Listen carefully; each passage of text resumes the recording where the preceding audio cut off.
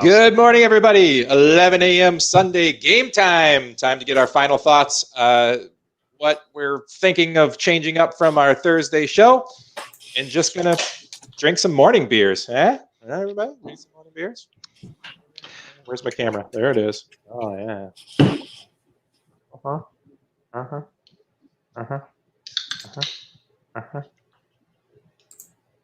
Beautiful. I got me a little 13.5% chocolate espresso barrel-aged Night Fury. It's got coffee in it. It's appropriate for the morning, right? Yeah. I got Blake's Mimosa. Ooh, also appropriate for the morning. I've got a fresh Sabbro from Civil Society down in Florida, up here in Virginia. Oh, wow. That's a great beer. I'm gonna lie. Hey, did you end up getting that off-color beer, Chris? I told you it was one of my favorite beers. No, I didn't. Yeah, it's funky. It's a weird beer. Well, I mean, I spent like a good $200 at my beer run yesterday between the two places that I went.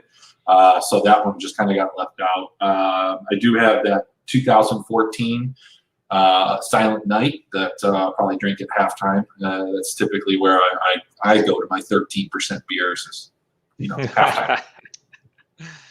I like it. No, I'm gonna start now because it's Daddy Day, so I am not even gonna watch football today. So I'm gonna tweak some lineups till kickoff, and then I'm putting the phone away until after dinner. So you're not gonna hear much from me today, my friends. All right. That's gonna be nerve-wracking. No, it's way better to not look than it would be to watch. Way better. Way better. The only thing I'm gonna do is keep an eye on the PGA because I got a little PGA sweat going today too. Okay, that's good. Yeah. So maybe I'll filter the DraftKings just to look at that contest and just leave it open on my laptop where I'm just looking at the golf contest. I'm going to be sweating all day. I'm playing the most I've ever played in one day. I think that is accurate for me as well, my friends. Not for me. And of course, I got like $200 in prize picks going, of course. Ooh, yeah, nice. Absolutely. Yeah. I haven't tried that yet. I've been enjoying. I'm not going to lie. All right, buds. So first off, after our Thursday show and spending a few days tinkering with lineups, any surprises hanging out in your lineup, like ownership levels in your own lineups more than you thought it was going to be Thursday? Like, what's the biggest surprise, Mark, for you? Did you go off anything from Thursday, or you still kind of stay in the course from our original breakdown? No, I mean, a few things. I'm more in on Jonathan Taylor in Indy, Ronald Jones in Tampa, and my defense du jour this week is the Rams.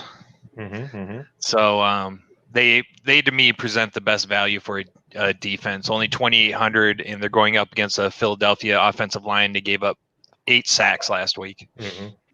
I agree with that. I am probably further off of the Indianapolis running back game than I have been all week. I'm watching the ownership on those two guys just like go crazy. I just have none of them. So that probably means they explode. So it's all good. How about you, Chris?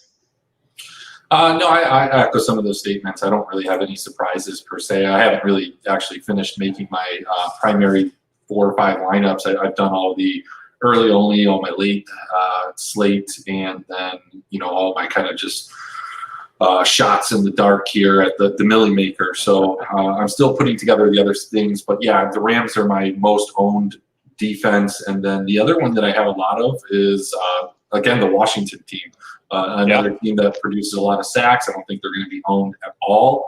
I really do like the Cardinals. I've got quite a few stacks in the late slate with the Cardinals, but Kyler Murray did not actually end up in any of my primary lineups. They're all half built, but for me, I kind of just landed on Josh Allen, Phillip Rivers, and then Matt Ryan as my guys. Yeah, I have a lot of Matt Ryan and Phillip Rivers. Maybe one of my main lineups is Ryan Tannehill too. Oh yeah, I mean. Yeah, I love it, man. I'm with you. I've got a lot of Ryan. I've got a little bit of Dak. I got a lot of Phillip Rivers. So we'll see how that pans out. Anybody playing Paris? Paris is in like 80% of my lineups. Yeah, I got a lot of Paris, but I actually prefer Ty. But in most cases, if I'm playing I'm playing both of them if I'm playing them, and then usually running it back with Thielen and sometimes even Cook. Mm-hmm. Then the other one I'm kind of warming up to with Galladay out is Cephas. Hey, he got 10 targets last week, and he's $3,800, and he's going to get 6 to 8 targets almost guaranteed from that X receiver position. So $3,800 for a guy that's going to see at least 7 or 8 targets. I'm okay with it. It's not exciting, but if you got to put that sub 4K guy in, I mean, why not? Exactly. I don't have like a ton of them, but I'm using him as a salary saver in a couple of cases. I don't know if you watched my tipsy picks, but after I recorded the video, I added him in halfway through if you're watching the graphics. Yep. I like it. Yeah, I dig it. Now, man, I think you really hit it on the nose, Chris, this morning in our chat when we were talking about Ronald Jones a little bit. It's like I didn't expect to play any of him, and all of a sudden kind of see him just popping up in a bunch of my builds. I'm going to tweak all the way till the end of the day.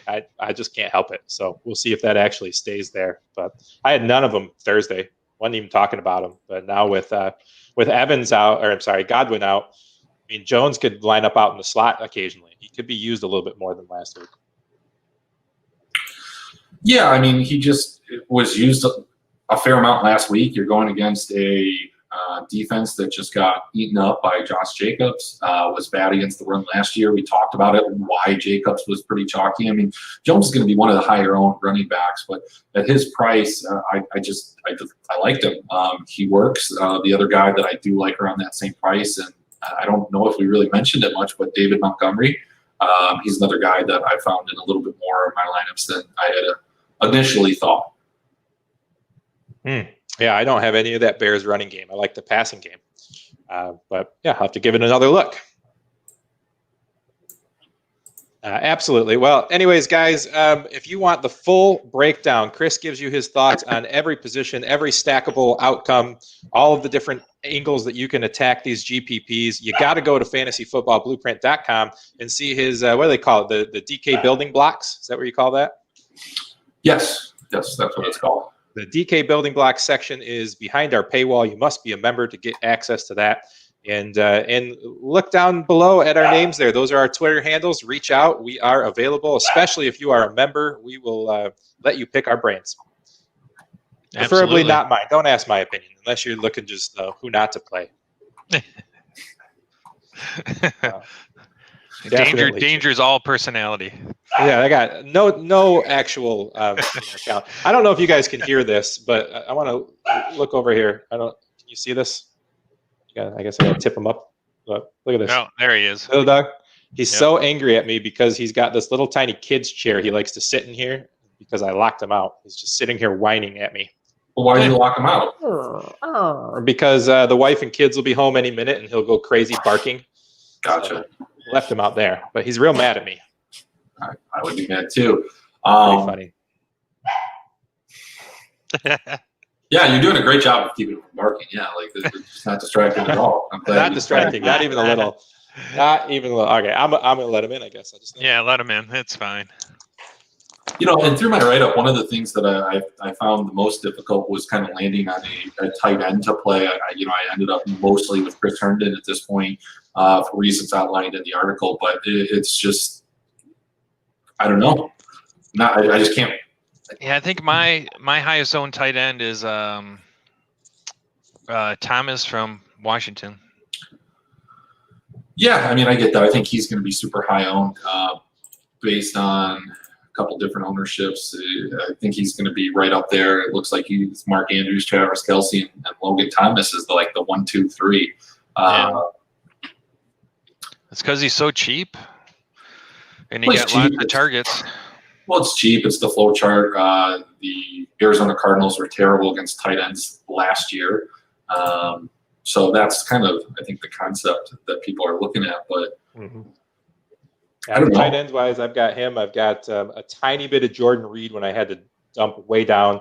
I got a little Mo Alley Cox in there at 3,000 as well. But I think Herndon is probably my highest owned guy. Yeah, So there we're was just a couple games last year where they gave up 2 touchdowns to San Francisco. They gave up 2 touchdowns to Kansas City. They gave up 2 touchdowns to. That's what he's whining for. Look over there, Chris. Now he's happy. Look at He him. wants to sit in his little tiny baby chair. It's just the cutest little Makes sense. thing. They just had a lot of 2-touchdown games, and I think that's going to be one of those overreactions. So that was kind of a play. Well, I do have some. He wasn't a priority for me, and I'm probably vastly underweight versus the entire field. There are a couple people that I think are really nice spots that we can kind of take advantage of. And another one is Deshaun Jackson. I ended up with quite a bit of him. Certainly understand that's, I don't feel great about it, but I got a lot of him, a lot of Mike Williams, and a lot of Valdez Scantling. I think all 3 of those guys present similar profiles in terms of what they do, what they can do, and they'll all probably fail. I think I have them all in one lineup. So, Yeah. So we're kind of all over the place. Do we want to maybe go position by position and just give our favorites? Sure, I don't care. Yeah, sounds good to me. Well, we might as well just start at the quarterback position. I think we've all made it pretty clear. We like Phillip Rivers. We like Matt Ryan. Do you like Dak Prescott as much as Ryan? Is Dak going to be more owned than Ryan? What's the flavor of this game for you? Go ahead, Chris. Oh, yeah. I mean, I like Dak just fine. The only reason that I like Ryan a little bit better is it just comes down to an expectation of who do you think is going to win this game. And if you think Dallas is going to win the game, then they might incorporate a little more Zeke and they might be ahead. And so I just feel like Ryan's going to be playing from behind and he's going to throw the ball a lot more. And that's kind of why I'm looking there is I see more paths to his success as opposed to people getting in the way of Dak. But Dak's a fine player. I have no problem with him. Yeah, I have Dak and Ryan are probably equals the number of teams I have them on. I do like Phillip Rivers a lot. Maybe my highest owned is Aaron Rodgers. I love Green Bay to just destroy Detroit in Wisconsin today. So I'm all on board with that. I love rooting for the Lions to lose. And if I've got money riding on it, it makes it even sweeter. Yeah. Lions secondary looks horrible, so I expect Aaron Rodgers to have a huge day. I got Adams paired up with MVS and with Lazard in a couple of lineups. I think the interesting thing on that game is picking the right running back of the Lions, though. I think the Lions can kind of run on Green Bay, and that might change the dynamic of this game, may change the scoring dynamic, and may take some of these guys out. But the other guy that's getting a little traction, and I have him sprinkled around, is some Aaron Jones. I like him as a play, too. He's just up there. He's expensive, but with the other expensive running backs, I don't think he's going to see the same type of ownership that, you guys like Derrick Henry, Zeke, Barkley. Barkley's another one I like. Edwards, Hilaire. So. Yeah, the top end of that running back is really where I'm trying to work most of my lineups too. I'm trying to find value, wide receiver, and tight end, and I'm really trying to get premium running backs this week. I'm not always that guy. I'm usually a premium wide receiver guy and value running backs, but I'm just not finding the love where I want with those guys. Yeah, who knows? I mean, Peterson could have another 100-yard game, but it's a weird backfield in Detroit. I mean, they've always said they want to run the ball. Now they have 3 capable runners. See what they do with it. Yeah, and while we're on running backs, what do you think of Miles Sanders? I found myself having several lineups with him in it. Yeah, I don't have a problem with it. He's right there at a price that does certainly make him interesting. I think I like Kenyon Drake, and it seems like the ownership's going to be there too. But yeah, I don't have a problem with Miles Sanders. I just don't have a ton of them. Initially, I thought I was going to have a little bit more. I think I wrote him up and mentioned that coming back from an injury is a great time to get him, but it also presents some risk, and that's just kind of what you have to weigh. Or are you willing to risk him re-aggravating an injury? Not a lot of people are, and that's why you're going to see a depressed ownership and him, have an opportunity to kind of blow up. Mm-hmm. I agree. I think I have one lineup with him, and I've got about 8 lineups this week. I'm trying to keep it not quite as spread out as I normally do. So I like to play those like, $1.20 max tournaments just because I like to build lineups. I always end up, putting $20 in and winning $17.25 back. The crowns. Yeah, man, the crowns. Woo. Let me tell you about the crowns. Yeah, I entered the quarter jukebox and the dime game in the PGA this week. So it's been fun I just like building PGA lineups. So I always do those super low buy-in, maxed out PGA lineups because it's just fun to put golf lineups together because it's so random to get like all 6 guys through. When you actually do, it's really fun to watch those scores on the last day as you start passing people that only have 4 or 5 guys left in their lineup. Yeah. Yeah, I'm taking Chris's advice this week. I'm playing higher dollar value and lower overall entry tournaments and not playing the dollar hope and a prayer game. Just 1 week, Chris. That's it. That's all you get. Well, I paid for some of it, so I hope so. Yeah, you did. I know. Right? That's right. So yeah, but I thought if I was going to put that much attention into the entries that you so graciously bought for me, that I should just focus on those main entries and not try to get crazy creative with all the others. I'll do stupid things with prize picks. That'll be more fun. There you go. In the wide receivers, I mean, who do you guys love? Who do you guys hate? Let me pop up. My favorites right now, I really like Calvin Ridley, Russell Gage. I like those 2 a lot. I find myself not playing a lot of Julio this week and having them in my stacks with Matt Ryan. I like Devontae Adams and Will Fuller are probably my higher end guys. I have a sprinkling of Thielen. Those are mostly run backs. And I love T.Y. in Paris and Indy. Yeah, maybe I'm just listening to you too much, Chris. But yeah, Deonta Johnson, T.Y., Paris, got a lot of those guys. Got a couple of shares of Sammy Watkins. I like him. A little bit of Corey Davis sneaking into my lineups this morning for the first time at $4,000 being the primary receiver in Tennessee. It's just too nice to ignore. Yeah, as we're talking, I'm putting a couple of these lineups a little bit more together here, and I'm going to have to figure some things out here, salary-wise.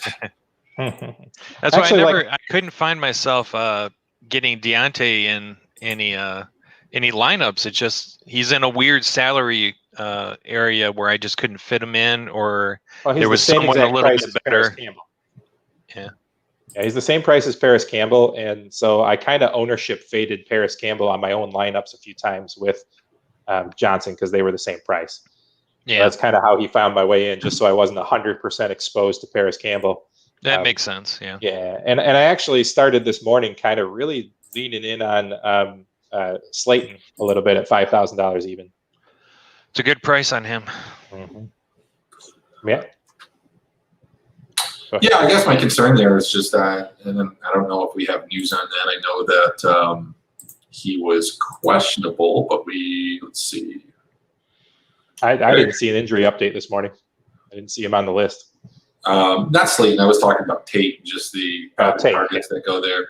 The other one that I think we just came out recently was Courtland Sutton is going to play. I think that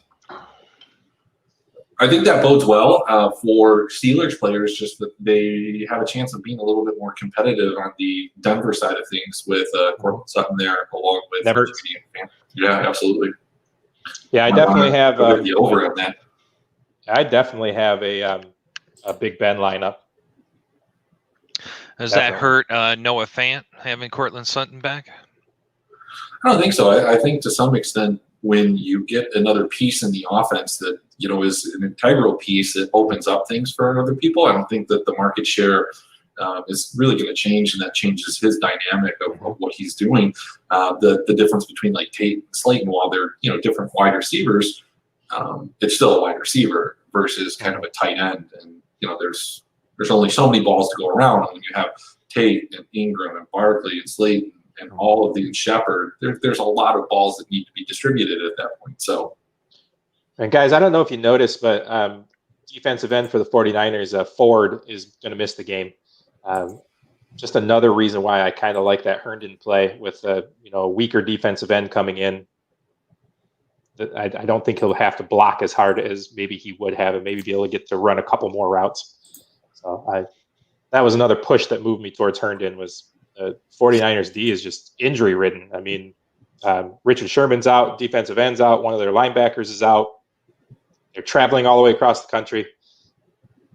I wish Crowder was playing, man. If Crowder was playing, that'd be a smash in my lineup. Yeah. So I mean, the other weird place to look is Perriman. I mean, Perriman did great down the stretch last year as the wide receiver one, got himself a nice contract with the Jets.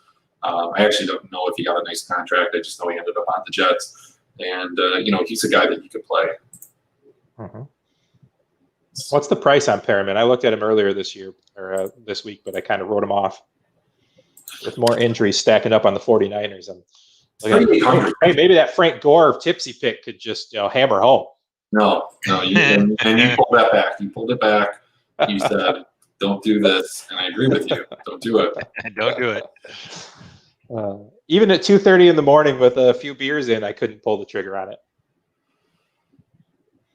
No, don't do it. Yeah, another tight end I'm looking at now is Jonnu Smith. I like him. It's a little bit more expensive than some of the other value plays, so it doesn't fit into a lot of my lineups, but where I left a little bit of room, I think Jonnu Smith is in a really nice spot with A.J. Brown being out.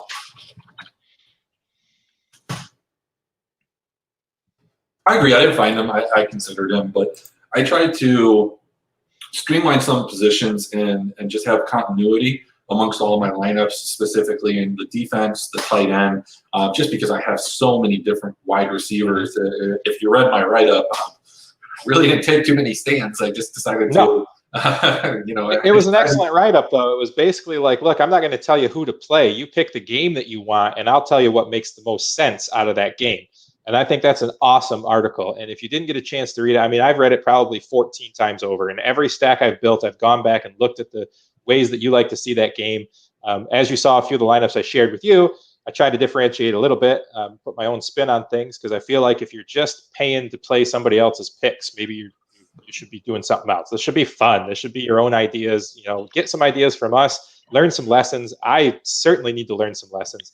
But being able to flip through that and going, okay, man, I love this Phillip Rivers game. Let me go look to see what Chris thinks about who you should run back and different guys. And it was a really nice field guide to week 2. And you really got to go check it out at fantasyfootballblueprint.com. Get in on our premium service, get access to our DMs, get access to us. We're having a lot of fun and we're happy to help. And I mean, I did go through like some of my favorite plays, just as a whole, but then we went through every single stack and the order that I like the guys in the stack. And sometimes I explained it. And sometimes I said, no, like I have no interest in the Denver wide receivers with Sutton. I think that changes. So that's a place that, you could go Sutton, Judy, Fant. That's fine. The other game that I really didn't want any part of the wide receivers was going to be the Miami offense. If Parker wasn't going to play and wasn't going to be healthy, and he's not healthy, and I don't know if he's playing, but even if he is, he's going to be limited. So that's kind of where I went there. It's just one of those situations where there's just a lot of wide receivers that I like, and the biggest challenge that we have, last week we didn't have any information. We had no information because we had no preseason. Now the information that we have is so just inherently flawed because it's just a one-game sample size, and to think everything's going to happen the way that it did last week is silly. Half of these things are going to be completely different. Targets are going to be distributed so vastly different than they were in week 1, but then there's going to be ones that are going to be exactly on the same script. And so it's just kind of identifying and figuring that out and putting yourself in the best position. A lot of people, when we talk about GPPs and putting your lineups, it's when you're right about something that you're going to get paid off really well if you're right. So that's the idea behind stacking one of these games. And, the most popular game stack that's going to be out there, and there's a lot of ways that you can do it so you don't have to worry about the ownership, is that Atlanta-Dallas game. I think it's one of the highest, if not the highest total on the board.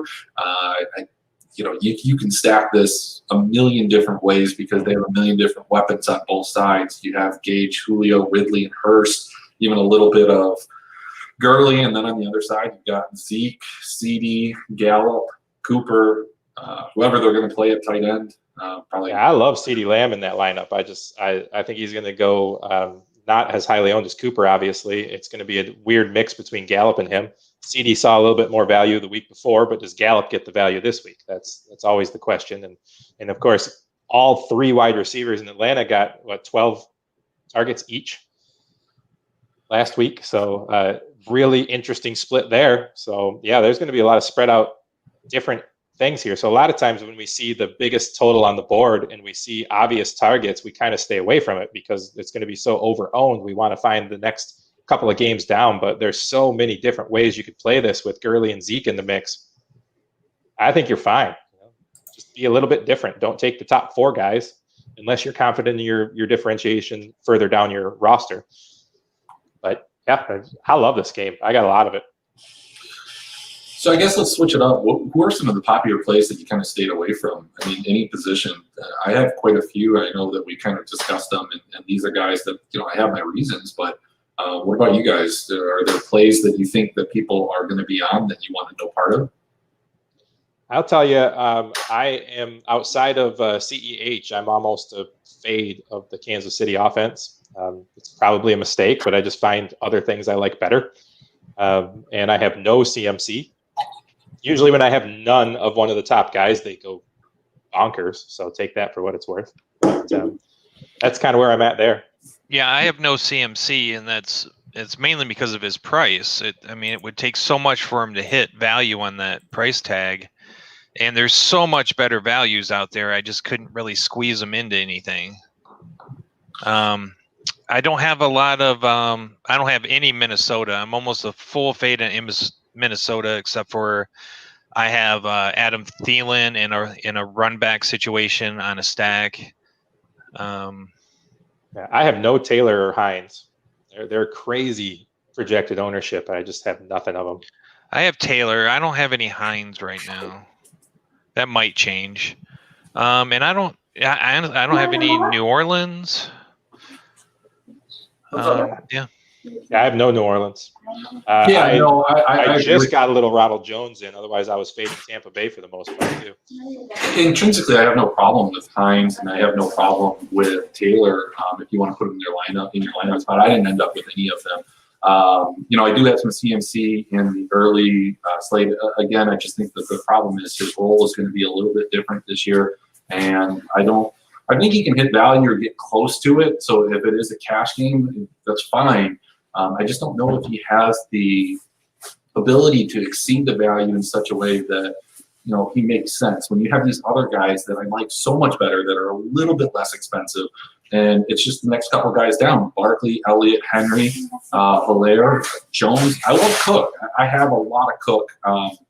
Probably not going to end up in any of my main 5 lineups, but in my other lineups, I have quite a bit of Cook, and I think he's a good play at 7,600. And look, this offense is only going to go through 2 guys, and if you think Indianapolis and Phillip Rivers are a good play, then you have to have some Cook. You have to have some Thielen. That's just, the guy that I don't have a lot on, and I was high last week on him, was Eckler. Don't hate it, but just didn't end up. I want to see him a little less expensive, and I just think Tyrod Taylor is terrible in a lot of ways. So if you see Sutton coming back and playing, does that reevaluate your thought on Gordon again? Sneak Gordon back into a couple lineups? We were a little bit, not necessarily high on him, but we liked the value on Thursday and kind of came off of him completely. I mean, do you remember my feelings on Gordon? I think Gordon's a terrible running back. Yeah, I do. Yeah, no, I remember. Yeah. And he's going against what could very well be the best defense in the league. Mm-hmm. No thanks. Yeah. No, I'm with you. I have some Eckler in the late slate. Other than that, I don't have him at all in the main slate. Do you want to talk about the late slate where you smashed last week? Well, I hope I can win again and just defend my title. Right? Yeah, that'd be fun. Well, let's talk about the late slate. We've talked a lot about the main slate. We can circle back around as we're tweaking lineups as we are doing this. But let's talk about that main slate or that late slate and how you attacked that and how you really took out that big win. And what are your thoughts on the late slate today, or the afternoon slate, I guess you should call it, right? Yeah, well, what we're going to do, or what I've done in building those lineups, is I've kind of just changed my exposures to each one of those games to kind of limit it, taking teams out. So when I'm building the lineups, I'm picking a couple of teams and I'm just picking players from there.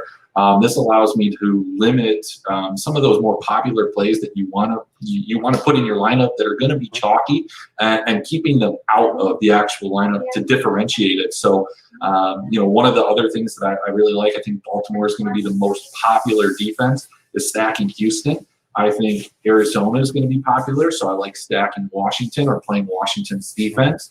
And, there's a lot to like in the three main teams. You got Arizona, Kansas City, and Baltimore as the three favorites here. Will Fuller, I think he's going to go underowned, and justifiably so in the main slate. But when we're talking about the afternoon, you've got to find some guys here. And I think Will Fuller presents some value that, he could pop off. I mean, the offense has to do something, right? I mean, it doesn't have to, but it could. Right. I could see Baltimore losing this game.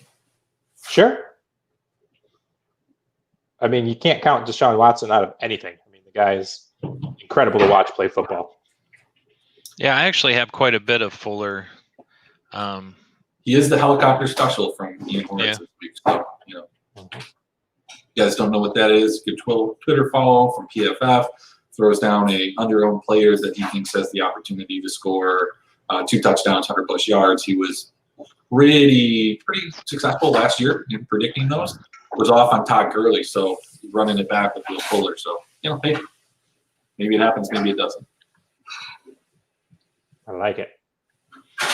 The other guy that I really like, there's 2 wide receivers in that afternoon slate that I like and that you can play all the way through. They're super cheap too. I like Christian Kirk coming off of a really down week where he was used more as a decoy to make sure that Hopkins could exploit the other side of the field against San Francisco. I don't see that as being the same type of situation this week, so I think he's going to have a higher ceiling this week. The other guy was Mike Williams, who was just targeted downfield at an average depth of target more than anybody else. So, he catches 1, 2, maybe 3 of those, and we have a monster game. And then the other part of it, again, though, it does give me pause, is Keenan Allen is super cheap. I remember a couple of years ago. $5,200, man. That's crazy. Yeah, I mean, we were talking Keenan Allen was $7,000, $8,000 wide receiver. Now, granted, he had Phillip Rivers and a more competent quarterback, throwing him the ball than Tyrod Taylor. But, if they're going to be behind, they're going to throw the ball. I mean, I don't mind taking a stab in the afternoon slate, not in the main one. Right. Yeah, I agree. Christian Kirk actually, his wide receiver cornerback matchup looks good on paper as well. So he's cheap. He's found his way into a couple of my main lineups, not my main lineups, but the main slate lineups. I like him, man. I think it's a nice shot to take. Mark, you successfully took out the showdown last week. Have you put the thoughts into the late night showdown tonight? Are you going to release a article or anything about the 8:20 game tonight? Yeah, I'll have an article out sometime during the 1 o'clock games. Right now, my initial thoughts are on how to fit Russell Wilson and 2 receivers into that lineup. But I have to get into it a little bit more, and I'll put that out in a couple hours. I like it. One of the notable injury updates, I think even a healthy scratch, was Ted Ginn. Played 28 snaps last week, so I think that opens up a little bit more for Anthony Miller. I mean, Al Robinson's role in that offense is entrenched, and I don't think that this changes anything, but having Miller out there, ups his value a little bit to me. Might have to go tweak some lineups here because I don't think I have any. Yeah, I have a lot of lineup tweaking to do. I try not to do too much, and part of that is because I don't want to be like Danger, not in the sense that tweaking lineups, but in the sense that I look back and as I got off of some of these guys, like if I take a guy out of one lineup, I almost have to put him in somewhere else and make sure that like there's still an opportunity that if he blows up, I'm still going to cash in on it. But that's also what I utilize the early only and the afternoon slate as is playing some of those fringe guys that I want to have some exposure to, but I'm not super confident in, and I just want some exposure to them, and so I put them in those lineups, and maybe that's why I've never won them before outside of last week. But I'll tell you what, my ROI is still pretty good on them. Yeah. Just on a either or question, Kansas City here, if you're looking to differentiate some of these lineups, are you looking at either Hardman or Robinson any more than the other one, or just a little sprinkle of both? I think I have one with Hardman, and that's it. Hardman's one of those guys that's going to get like 3 targets, but if he catches one, it could be a 70-yard touchdown. So it's difficult to roster him, but when it goes off, it's nice. Well, I think the other way that you roster him is if you're playing the Kansas City defense, because he does work on some special teams, so you can get a double touchdown if he returns a touchdown on like a punt return or something like that, and that's always an interesting way to get some leverage on the field. Interesting. Never really thought about pairing a defense with a return man. Next level. Oh. Powered by AWS. No, it's definitely a super viable thing to do. You just, at this point, there's not a lot of guys that you want to play that do that. There was a time when Jarvis Landry was in Miami. He returned a lot of punts and sometimes kickoffs, and so you could play Landry with the defense.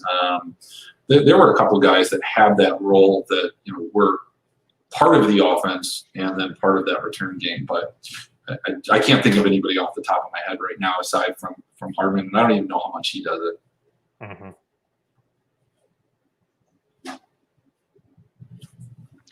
So, like your guys' opinion, but someone who I think is criminally low price this week is Mike Williams with the Chargers. Now, I know you don't like Tyrod, but at 4,200, I have a little bit of Mike Williams in as a salary saver. What do you guys think? We've been talking about him most of the week. Yeah, solid play. Yeah, no, like I said, his ADOT, which is the average depth of target, meaning how far away he was from the line of scrimmage when he was targeted, was higher than anybody else last week. MVS was the guy that profiles very similarly. So what you get with that is kind of a boom or bust play, but at 4,000, you get one of those plays and you're fine. I think it's 4,200, but a 60-yard touchdown is what we're talking 13 points. He's hit value. Mm-hmm. Yep. So yeah, I have some, and I like him as a salary saver. I think he's a fine pivot off of a guy like kind of Paris Campbell. They're completely different players, but you're going to have somebody that. So it's the same sense as when you're looking at some of these and you're trying to have game stacks or you're trying to put people in, you're trying to limit how many right decisions that you have to make. And when it's a guy like Mike Williams or Deshaun Jackson, you're limiting how many correct plays you need to have for this guy to do something.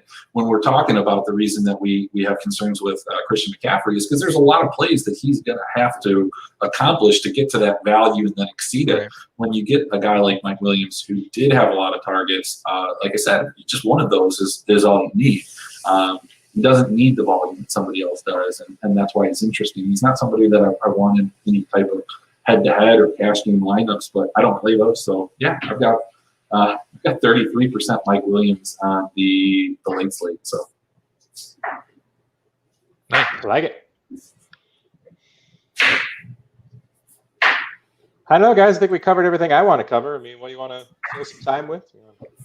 Tell me a joke. I mean, both my baseball lineups cashed yesterday after we had to pivot off of a bunch of the plays that we had on there. Hell yeah, let's talk about that, man. I mean, Lou is now on a 6-day win streak with these GPP lineups. I threw one in and made a few bucks, and of course we had to make some modifications. I took a little bit of yours and a little bit of his and threw a guy in I like too, and I doubled my money, so I was happy. Well, I was happy. I got off of Rios, and he did nothing. But it was weird. Both of my lineups, even the one that I pivoted and the one that I built, ended up at like within 2 points of each other, despite the fact that they were actually pretty different. Vastly different. Yeah. No, it's been fun. I love fantasy baseball. I just don't have the time to dig into the stats right now. So it's been really nice having Lou Landers hanging out with us and in the chat and giving us some nuggets and his thoughts, because that's what he does best. Yeah, I know zero about baseball, but using Lou's advice, you can make some money. That's right. Another reason to come check out fantasyfootballblueprint.com. Even though it does say fantasy football, we've got esports, we've got baseball, we've got PGA, we've got over-unders, we've got prop bets. You name it, we'll do it. It's all good. Yeah, I mean, starting this week, I'm going to have to start kind of readjusting my sleep schedule, waking up at about 4 in the morning to get on Shanghai time for the Worlds for League of Legends. All right, well, Mark's going to have to teach us how to sign up for this, because if I have some of those nights where I wake up at 4 a.m., we'll just have to come on live and do some League of Legends broadcast. Yeah, the slates are up right now for Thursday or for Friday. Let's go look. I think the contests are going to be pretty good. I made a couple $100 yesterday on the European Masters. Oh, nice. Well played, my friend.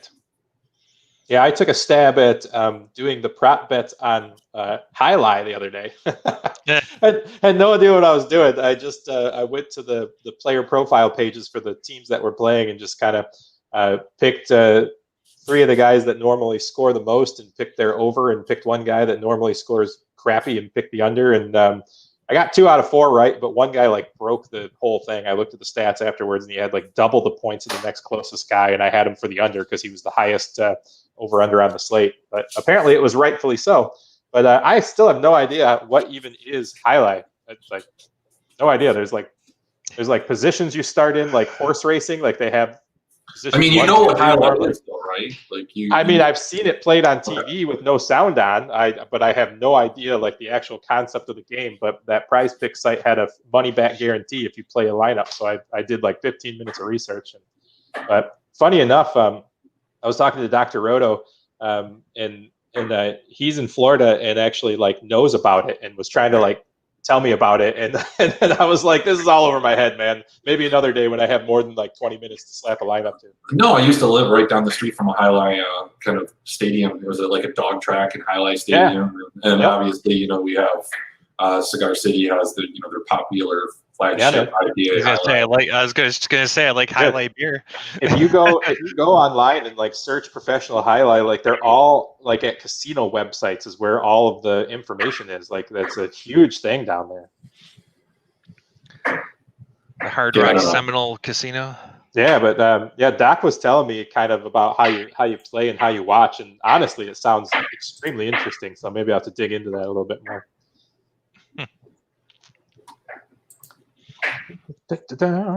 Anyways, guys, I don't have a whole lot more to say. I've got a few things I got to do around the house before get to lineup lock. So I might just peace out of here.